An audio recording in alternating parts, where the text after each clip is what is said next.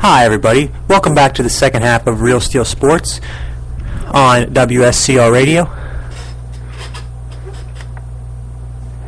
I hope everybody enjoyed last night's World Series Game 2. The Cardinals won the game 4-2 behind a 3-run 7th inning to tie the series and head it back to St. Louis, where if they win all 3 games, they will clinch their 12th title. 2 scoreless innings from Carlos Martinez, and the Cardinals took a 4-2 lead in the 9th, and it never looked back. Michael Wacha had another phenomenal performance.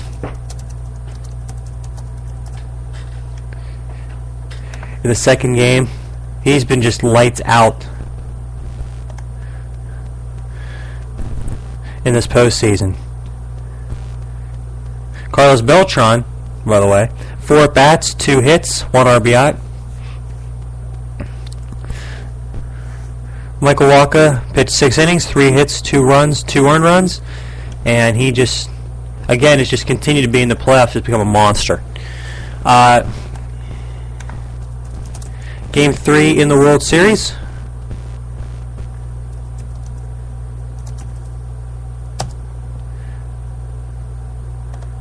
Pardon me for a second.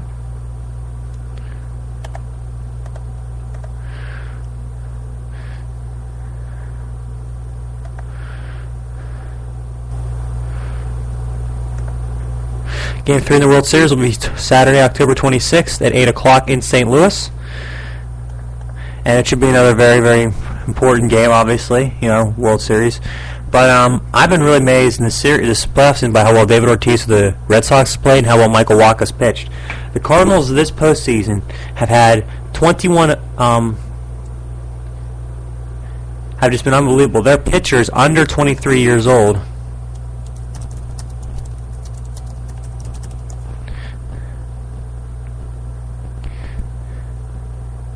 have just been unbelievable this year, and it's really coming to show this postseason.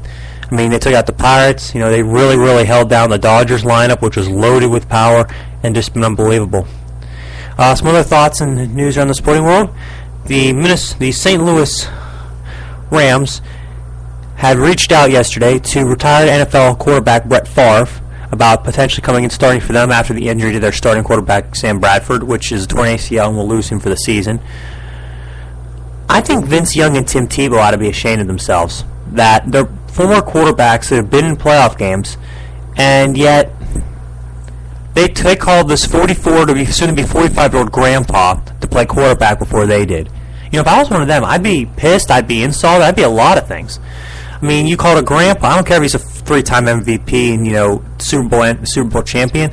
Doesn't matter. I mean, shoot, the guy is 44, 45 years old. I mean, seriously, if I'm 26, 27, and I'm in my prime, and I'm on the bench, or I'm in for a free agent or something, and they call him instead of me, I'd be really, really upset, and it'd make me want to go work harder. I mean, maybe those guys will take that lesson, but, that would piss me off for sure. The Penguins have decided to keep rookie defenseman Olli Maatta in Pittsburgh for the season. I think it is a very, very intelligent move because Maatta has proven this year he's been a very, very good defenseman. It's going to be harder now for Simone Dupré to enter the lineup as a member of the Penguins. But I will say right now that Maatta's proven he's earned his keep, definitely. The NFL has ended its helmet contract with Riddell. It will end after this season. It took a lot of leeway to do it, but eventually it did. And I would just like to pull up this article I found on ESPN last night. And it kind of contradicts pretty much everything the NFL has declared about player safety and how they're in this and they care for their players. Well, then how about this? 40% of NFL players who wore during the 2010 NFL season wore a helmet model that got the second lowest rating for reducing the risk of concussions in a study by Virginia Tech.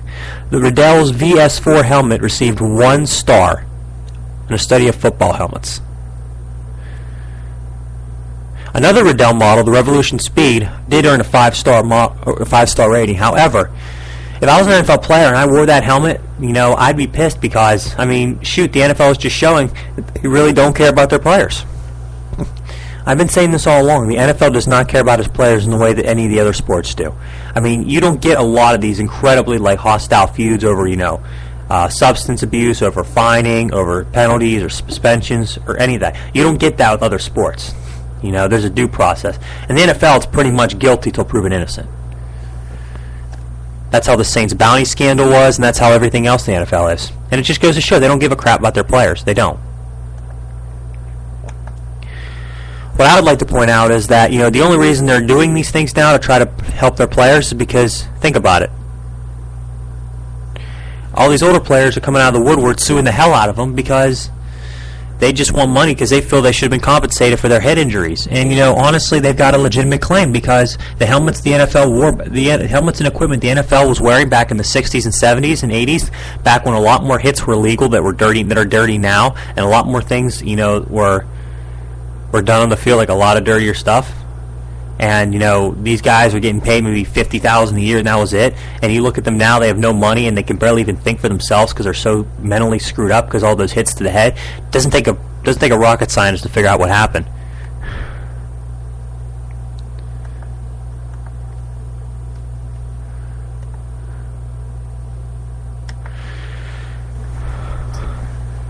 The ATP World Tour Finals race to London is also heating up.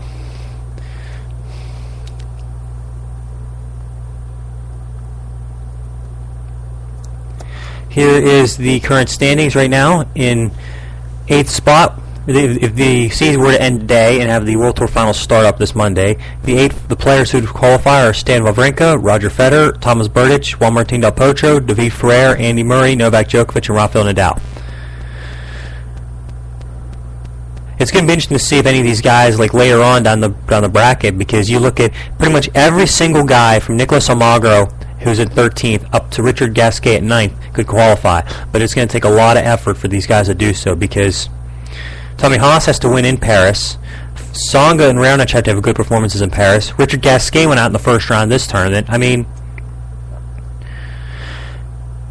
what the thing about it is with these guys is that, you know, the top four is just so top heavy. You know, you got 2 or 3 or 4 guys at the top that just have so many points. But, you know, pretty much anywhere from 7 on down is open.